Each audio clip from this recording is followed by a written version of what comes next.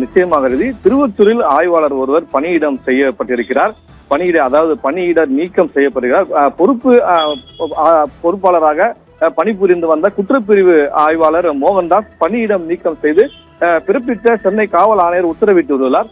வடசென்னை திருவொற்றியூர் தேரடி பகுதியில் அமைந்துள்ள மதுபான கடையில் கள்ள சந்தையில் மது விற்பனை செய்வதாக இளைஞர் ஒருவர் எடுத்த வீடியோ இன்ஸ்டாகிராம் மற்றும் சமூக வலைதளங்களில் பரவியது. இந்த வீடியோ வைரலான நிலையில் திருவொற்றியூர் போலீசார் கடையின் ஊழியராக இருந்த எர்ணாவூர் சுனாமி குடியிருப்பை சேர்ந்த கார்த்திக் வயது 36 மற்றும் பிரபாகரன் வயது 40 ஆகிய இருவரை கைது செய்து சிறையில் அடைத்தனர். இந்த நிலையில் மதுபான கடையில் கள்ளச்சந்தையில் மது விற்பனை நடைபெறுவதை கண்டு கொள்ளாமல் இருந்ததும் தடுக்க தவறியதாக திருவொற்றியூர் காவல் ஆய்வாளர் மோகன்தாஸ் என்பவர் மீது தற்போது சென்னை பெருநகர மாநகர காவல் ஆணையர் பணியிடம் நீக்கம் செய்து உத்தரவிட்டுள்ளார்.